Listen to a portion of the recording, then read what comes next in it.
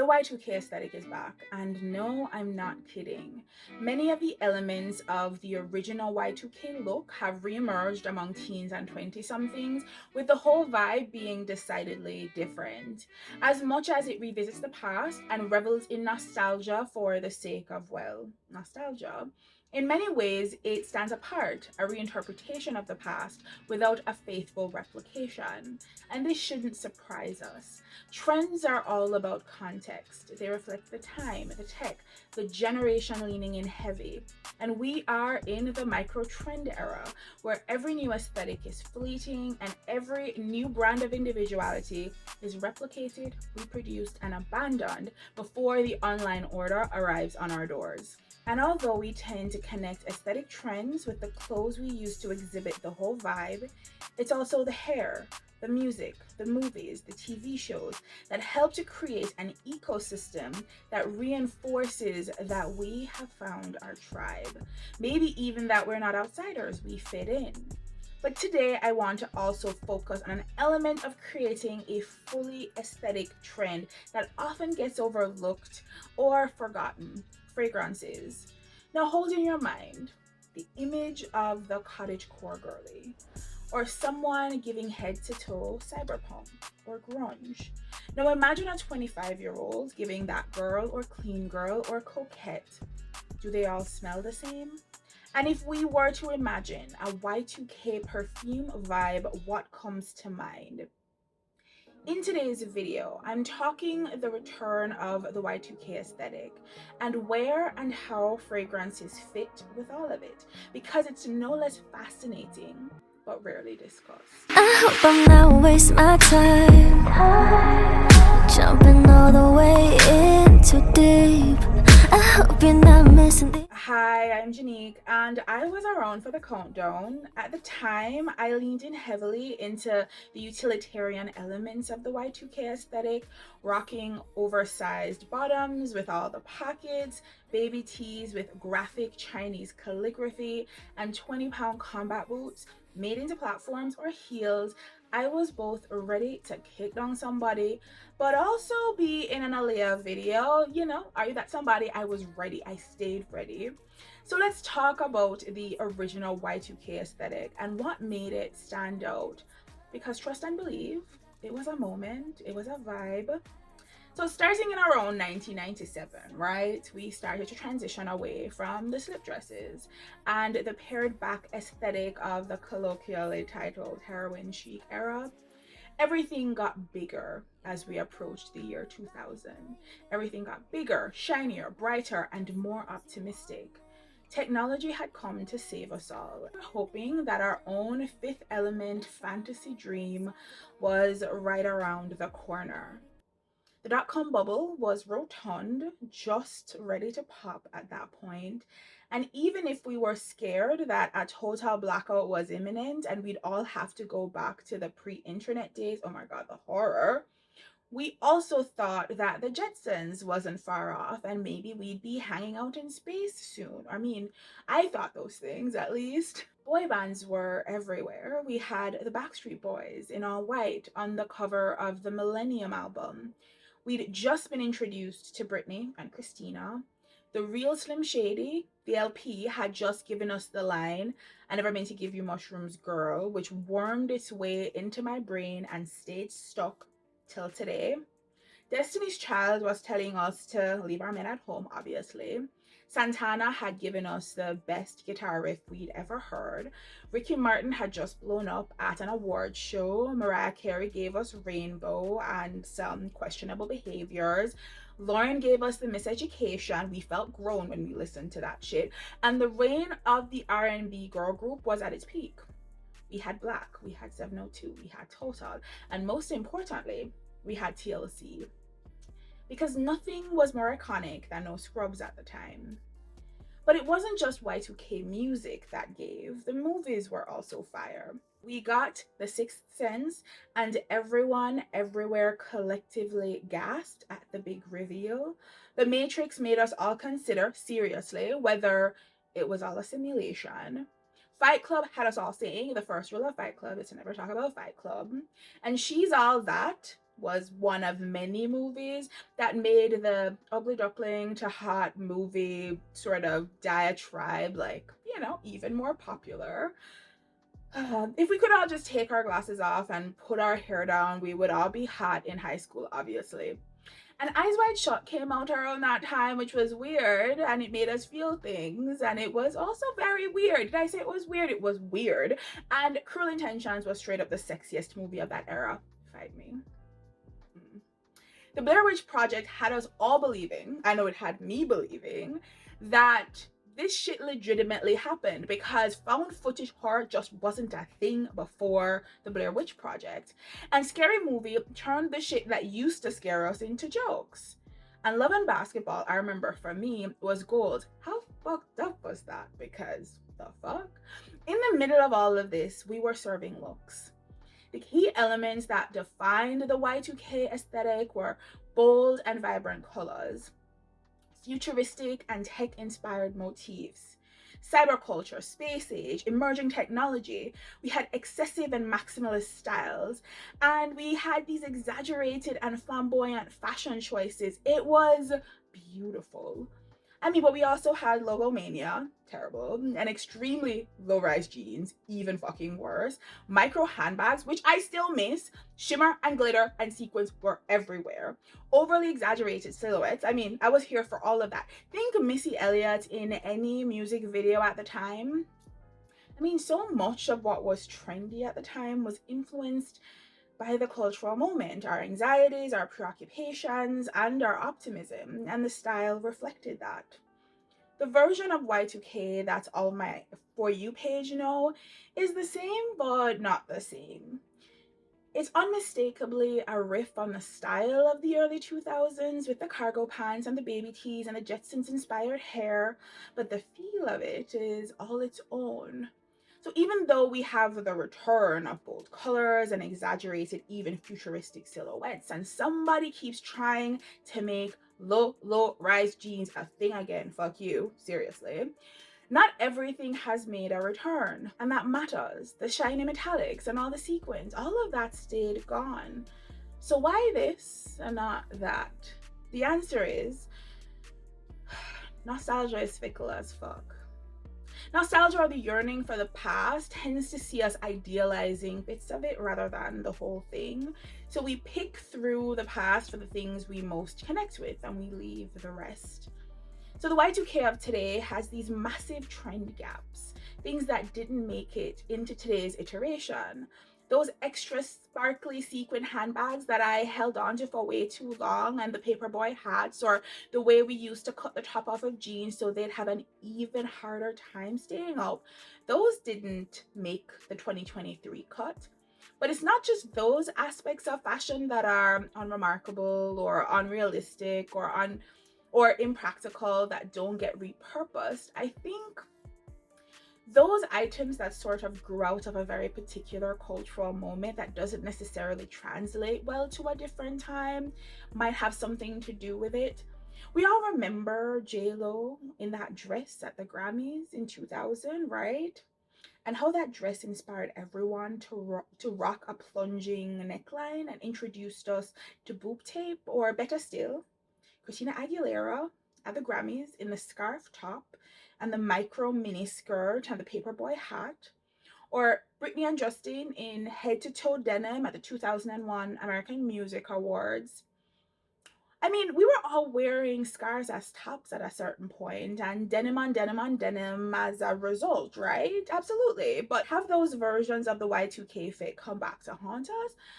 No, they haven't, and thank goodness. Post That Girl and Clean Girl, we see a return to bold and vibrant colors giving Lizzie McGuire, futuristic and tech-inspired motifs which cross over with superhero and cartoon elements, excessive and maximalist styles where everything is bigger, bolder, and oversized. I've been so robotic. Everything I do is cold.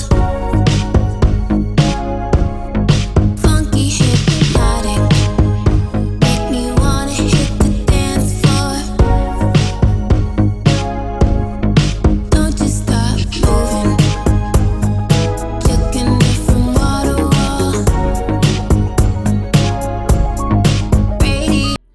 heavy trucker hats though and hiked up thongs. However, a few weeks ago, I started to see the return of the hiked up thongs. Really? Of all the things, I guess. But as fascinating as clothing and movie and music trend cycles are, and hear me when I say this, they are gripping. Each aesthetic moment has been accompanied by its own fragrance profile. We're most definitely in a gourmand moment, and years from now, when we look back, we'll remember how we all wanted to smell like lemon pound cake and vanilla ice cream and caramel drizzle or chocolate covered strawberries with a kick. But 1999, 2000, 2001, well, that was the age of the Chypre fragrance. Citrus reigned supreme. All hail bergamot. We wanted fresh, crisp, sunny, light. We wanted utilitarian, futurist, bombastic, but make it perfume. Check it. It's 1998, and some of the biggest releases of the year are Hypnotic Poison, sexy, Ralph Lauren's Romance, and Issey Miyake's L'Eau d'Issey. By the time 1999 comes around, the biggest newbies on the block are Dior's J'adore and Elizabeth Arden's Green Tea. We turned left at this point, wandered into citrus and jasmine and green fragrance territory with a vengeance. It's not that these scent profiles hadn't always been around, because what's new under the sun, seriously, but it's what people are buying and wearing heavy. 2000 comes and it's sort of more of the same. We see popular new releases in the form of Burberry's Touch and Lancome's Miracle. And affordable brands like Demeter are pushing out Laundromat, Salt Air, and Funeral Home. Yes, Funeral Home.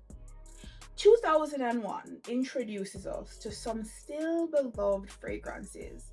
Chanel's Coco Mademoiselle, Dolce & Gabbana's Light Blue. Now, trends don't neatly fit into monthly or yearly calendars and can bleed into the next big aesthetic shift. But I think it's worth noting that by the time we get to 2002, one of the biggest perfumes out is JLo's Glow. The biggest, though, is the creamy, sensual, feminine Dior Addict. I've talked about her. I love her. She is fire, right? By the time we get to 2003 and Pink Sugar has taken all the way over, we are deep into the McBling era. Like, think Girls Next Door and The Simple Life with Paris Hilton. There's been a shift. There's been a tonal shift, not just in the clothing we're wearing, because we're now wearing Juicy Couture tracksuits in 2003, but the fragrances we're wearing have changed considerably. So yeah, this is the era that gives us Simple Life, The Girl Next Door, and 50 Cent's Get Rich or Die Trying. The vibe of 2003 is so not 2000. It's just not. The anxieties of the countdown, our fascination with technology, and our optimism for some colorful intergalactic future cut through the culture and left imprints on just about everything, including what perfumes we wore. Y2K, the sequel, the remix, however short-lived it'll be, because it'll probably be short-lived, is coming to form out of a whole different set of anxieties, fascinations, preoccupations, and it translates in the subtle shifts in color, form, and texture. The world is on fire, literally. We're just emerging from, a 3-year pandemic, and the cost of living crisis has us all in a chokehold. And the thing that amplifies all of it is the way that we share those anxieties, how it spreads like a contagion. It is insane. With social media and the 24-hour news cycle, the broadcasting of doom and death spirals and collective implosion never fucking lets up. The shit is exhausting. The anxieties in 2023 are there, but what's not there is our white knight. We thought tech could save us, and instead it gave us Facebook, and then Twitter, then Elon Musk. I'd be dressing like it was the end times too if I were 20. There is nothing coming to save us in 2023, and we all know that, and somehow that gets reflected in the style of Y2K today. It's a little bit sad. The utility of the 2000s that I so loved in the 2000s reads more post-apocalyptic now, with faded hoodies and shredded everything. The baby tees are uniformly understated. one rogue star or floating word in rhinestone. Where is the excess? Where is the humor? But the bit that makes me a little sad is this reinterpretation of the future. Fuck a shiny patent leather, maybe plastic body bubble. Now the future looks like pussy galore with furry boots on. Who called for the 007 femme fatales, and can we give it back? I'm not being a hater, I'm just saying. There was a kind of nonchalance about the old Y2K that was kind of self-indulgent because we weren't performing for everybody else. And there's something about the commodification of the self, of the body, of the style, of our individuality that makes everything, I don't know, a product, makes us a product. And so even when we try, they try to push out a new form of Y2K, there's something about it that feels humorless. I don't want to be a hater though, I don't. Maybe I just don't get it. So yeah, I don't want to be a hater because yeah, explore and play and discover, right? Like we want the kids to do that. Am I talking about 20-year-olds as kids? Yes, I am. We want the kids to do that. But that's the problem, I think. None of it feels like play. None of it feels like dress up. It all feels self-serious. It all feels too concerned with the reception. It's too curated. It's too planned. It's too 2020 fucking 3. When you can go viral at any minute based on one upload, so best be sure to do it properly. It's the 2000s, but without the opportunity, the luxury to get it wrong. Look stupid, to adjust. But today we see Y2K self-stylized, curated, optimized, and it looks good, I guess. But I also want it to feel good. But to be fair, I'm not the audience. Maybe I'm not supposed to feel anything. And to be fair even more, how much of the Y2K look or anything that came out of the late 90s was it entirely novel? How much of it was a reinterpretation itself? Is Y2K 2023 a remix of a remix? Because the 90s certainly borrowed from the 70s with the oversized belts and the rhinestones and the return of the flare jeans. Like I said, I stayed wearing platform heels. How 1970s is that? Maybe as much as I can count on the return of some old shit made new, I can count on someone like me, some out of touch 30-something, not fully understanding the vision, the brilliance of the 19-year-olds, not that they give a fuck about what any of us think anyway. Maybe their version is better, or maybe not even better, because what's better here? Just right for them. I will say though, I do get a kiki out of seeing all of it because it means that we were actually giving and not at all terrible. The 2010s and the years that followed tried to convince us we were all fashion messes with the layered wet seal looks, but right now we know they were all wrong because it's back, so obviously.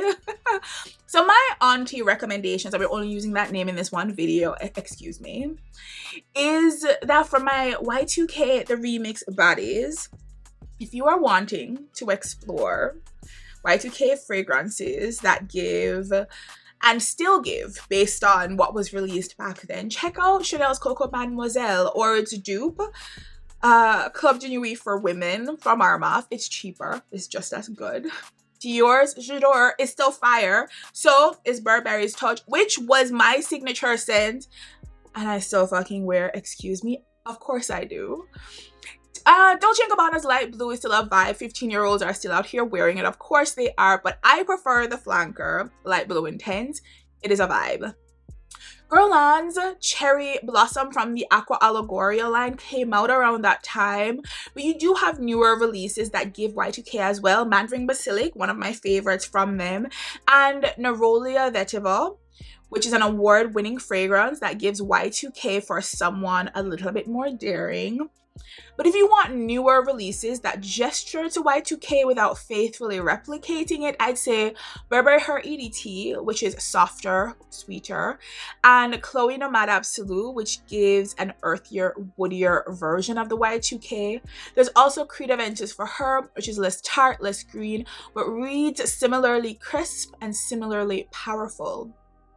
All of those fragrances, regardless of if you want to go in a sweeter or a woodier direction, or you want to stay faithful to 1999 and you want to pick up a fragrance that was released in those years, there are so many options out there. I think it would be fun to be wearing Y2K and to be giving Y2K in fragrances as well. But like I said, part of what was so iconic about that era and why we dressed and smelled the way that we did was this fascination with tech and wanting cleaner, crisper fragrances.